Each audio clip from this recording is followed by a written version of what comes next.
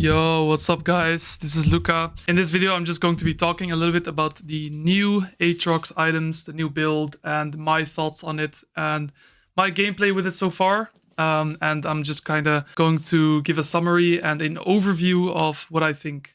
So after putting in some hours and experimenting in a lot of games, I have come to the conclusion that the new Voltaic is actually pretty solid. Even though the slow is gone now, it's the new Voltaic is actually pretty solid. So without further ado, let's go into the slideshow that I prepared for you guys. When to buy the Voltaic and the Gluttonous Boots, and overall just the items on this patch. First of all, let's start talking about the two rune pages, right? We have Conquer and we have Electrocute. Conquer is good in all-ins, in matchups where your opponent will have full wave control and they'll be able to all-in you on a freeze. This is usually more relevant to like a bit higher elos where people actually know how to set up freezes and stuff. But all in all, if you are supposed to all in your opponent early game, then I think Conquer is a solid option. Now, the pros are good all-in scaling, and you have the yellow tree, which is one of the best ones on AATROX. Obviously, with Triumph is very strong. When you kill someone in a team fight with your ult up, you get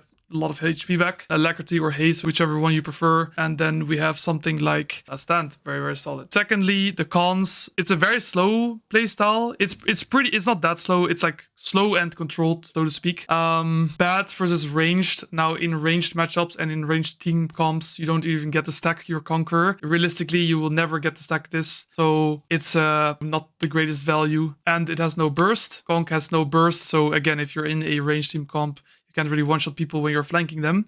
Can't win lane that hard. You can win lane hard, obviously, but you can't do it to a degree where you're literally, just one rotationing people and you're diving them with one rotation and you're zoning them from behind your turret. They can never get back to their tower, etc. Let's talk about the secondary rune page, since we already covered the main rune page. Now, in some matchups, you can get away with not having second wind or bone plating.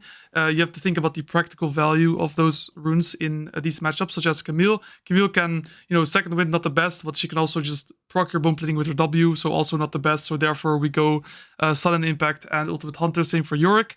Now for Gragas, this champ, the Gragas matchup as AATROX, you're constantly trading, constantly interchanging health and mana. So second wind and Font of Life is very good in this matchup. It gives you a lot of sustain. With either D-Shield or D-Blade, they're both fine, I think, in that matchup. And obviously, Urgot, he can proc your bone plating with Q, but you still need some survivability against Urgot. So this is the rune setup I would go. And then obviously, some matchups like Garen and Riven, bone plating is a must. These champions will just completely one-shot you level 6 if you don't have bone plating. And sometimes you can even take a trade and play around your bone plating. Then we got Electrocute. Electrocute, the pros of Electrocute are good short trades, good burst, good secondary runes, and good early mid game. Let's just go to the cons as well. Bad scaling. It's incompatible with bruisers. There's no yellow tree. And it's a higher risk, higher reward playstyle.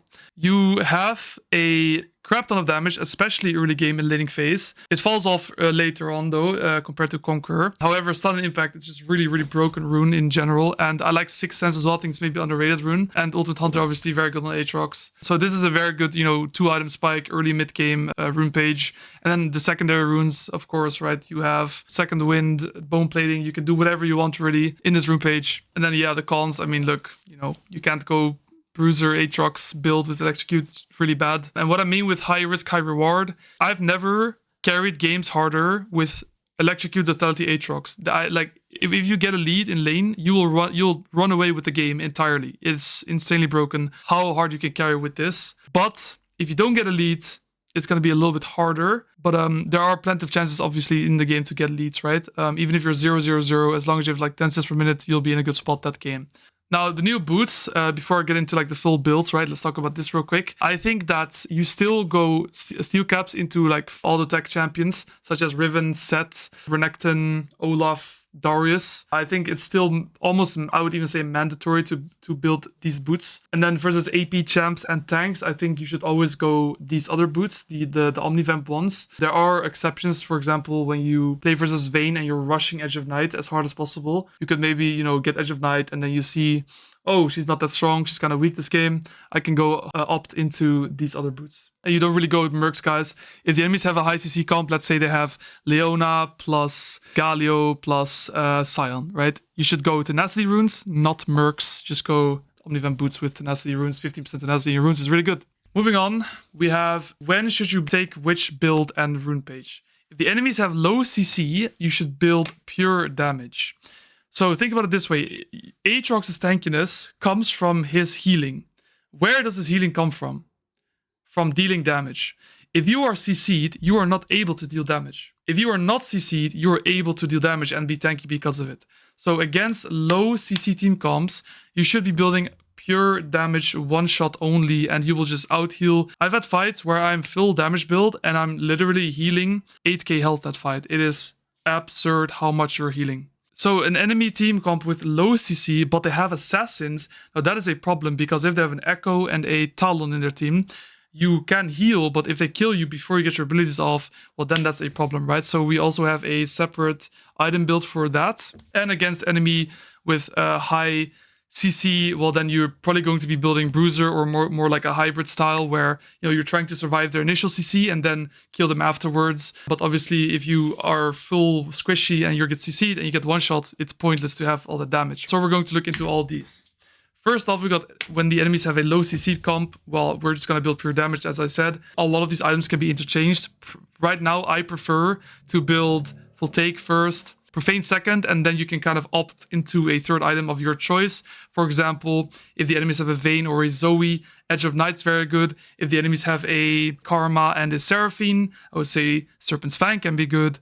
Overall, I do think you're going to be building Serralda's fourth, and IE surprisingly deals a insane amount of damage, and you'll see at the end of this video I'll be showing you a couple clips of my team fights and stuff. I kind of like building IE. I'm not sure if it's troll or not. I'm not 100% sold on it yet, but as of right now it looks to be very good if you're snowballing. So I'll show you guys those clips. Now if the enemies are low CC but they have assassins who are fed, then you're going to be building Full Take first and then Death Stance and Maw, just so that you can survive their initial burst and be able to fight back afterwards. And then I like to end it off with a Serralda's and a Endless Hunger, either 5th or 6th, depending on what you need. If you're very fed, obviously, Serralda's is pretty good very early, but Endless Hunger is also very nice if you have, let's say, a Viego and an Annie who are just going to one-shot someone. You instantly get that Endless Hunger passive, and I think Serralda's is good when the enemies have a lot of armor. Usually around level 16 is when they have a lot of base armor and you can really feel the difference between not having Serralda's or having it. This is my opinion on this. In these two builds, you see that I have the Omnivamp boots. You can interchange these depending on if you need steel caps or not. Lastly, we got when the enemies are high CC, you either build Bruiser or Hybrid depending on how much damage your team has already. So imagine if you build Thundersky first, because they have a lot of CC and they have a lot of melee champions and tanks. Well, you're going to build Thundersky first, they're going to press tab, and you're going to see, does my team have enough damage in this team comp? Well, if you have a 12-0 Caitlyn and a 2-0 Victor with 10 CS per minute, well then, it's not your job to deal damage that game. It's your job to be tanky and make space for them and be survivable. So you would go with the Bruiser build. And then if you are, let's say, the only guy with any substantial gold income, then you should go the Hybrid build so that you can actually carry that game. And often with the Hybrid build is very, very solid, actually. I think if you are new to AATROX and you don't really know what to build and it's taking a lot of mental stack and it takes you a lot of energy to think about your builds, I think if you settle with the Hybrid build, you will be in a very, very good spot in most of your games. I just also realized that these cards are wrong. They should both be Conqueror, not Electrocute. So I will edit that in post. Yeah, so now I just want to go into some of the highlights of the games I played and kind of show you the strength of the Electrocute and full damage build. Okay, so your first item spike with Voltaic is disgusting. I'm gonna be honest, it's actually disgusting. Anyone with a health bar that's like 2000 health and lower than 90 armor, you will one-shot them, like genuinely. And as you can see in this clip right here, I'll just put the sound on. I come out of the bush, I hit only one sweet spot and she basically just straight up dies. We utilize our Ignite, we utilize our sudden impact and everything, right? And we just straight up one-shot the Zoe. A couple seconds later, I'm taking the turret, walking around, and I'm just cheesing her, right? And again, it's just barbecue chicken at this point. Kill her, and then we take the wave, and then Ambessa comes, and she wants a piece of this as well. Level 10 Ambessa, now I'm level 13 because I got 2 kills in a row. But yeah, you can see like it's just you hit one combo from Fog, people are just one shot pretty much regardless of you know, their if they have less than 20 less than 2000 health, they will just be completely obliterated. Now level 4, you have a pretty big power spike. Even if you go de-shield, you can see my rune page down there and my items. So anyone in, you know, 70% health range is in lethal range. I didn't even hit my first Q in this combo, and as you can see, I have a lot of overkill damage as well here. I just do Q2, W, flash, auto ignite, electrocute, procs, ignite procs, sudden impact procs. She would have died even if she had 60 health more than this. So your lethal range is extremely high, even early game. So you want to look for these flank angles in team fights. And as you can see in this fight, my team sets it up for me very nicely. Usually I would just go front to back, but if I see someone caught off, I would go on them instead.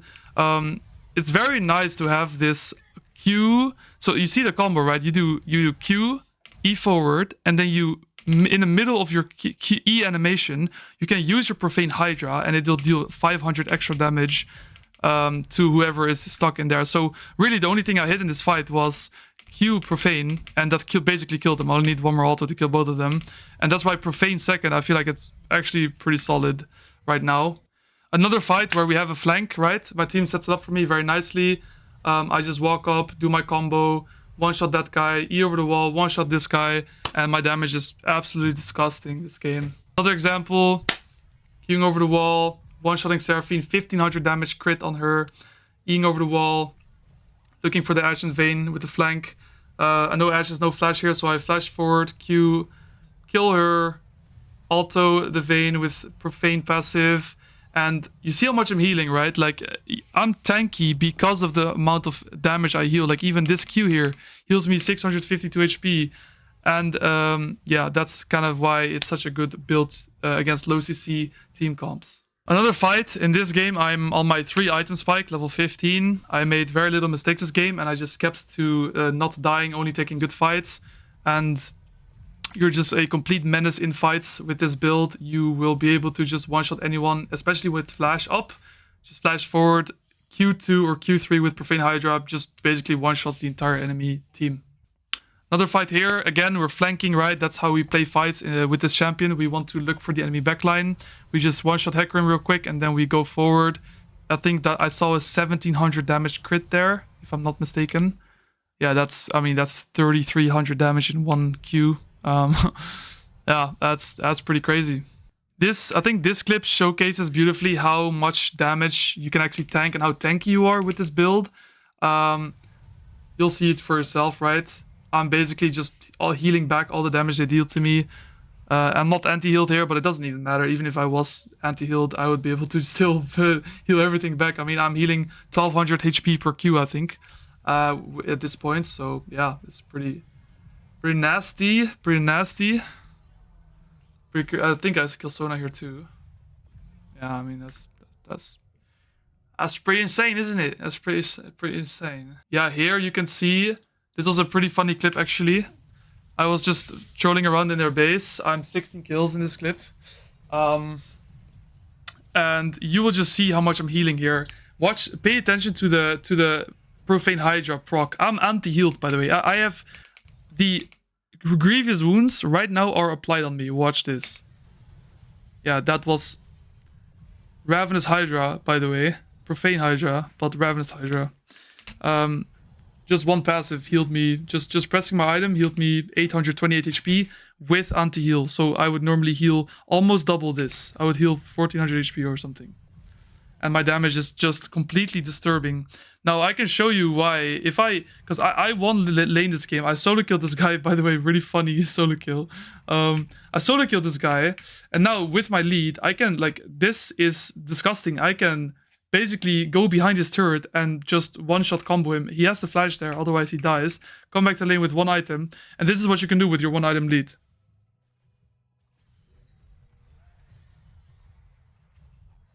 That is disgusting, bro. And I just push the wave, go behind his turret, and I just kill him again. Like, how can he play the game? And so you see how snowballing is really, really easy with this item build, because you hit 1 or 2 Qs on someone, they're instantly in lethal range. As a matter of fact, they are in lethal range at full HP sometimes even. And then I just take full turret, I can keep zoning him off of the tower, and he's just completely out of the game at this point. I mean, look, he tries to get back to lane. I'm not even taking the turret on purpose, I'm just letting it live so that I can keep zoning him and keep farming free kills. I also have a game where I went the Bruiser build path against Renekton. Well, in this game they have a lot of CC, right? They have Yone, Renekton, Pantheon, a lot of point click CC, and Vel'Koz who can one-shot me, kind of like an assassin, right? So I went the hybrid build path this game, since we're not that fed on anyone. And in these fights, I mean, I am a complete menace still. Let me just go to like a good example. For example, here, you know, this Pantheon, he's level 13. He is quite fed, this guy, and he has no chance against me. He has 3 items, I have 2 items. So he is a whole item ahead of me. I am only a couple levels ahead of him, and I am out healing him, out damaging him. He can't do anything against me. I just 2v1 them. I just kill him before he like, look how much I'm healing. It's actually really, really disturbing. And it's not even because of the new boots, but yeah, this full take item, it's interesting to say the least. So yeah, I think especially with Conk, you know, if you can actually stack your Conqueror, you are going to be extremely, extremely strong. All right, guys, I think you get the gist now. Let me know if you have any questions in the comments. I'll try my best to answer them.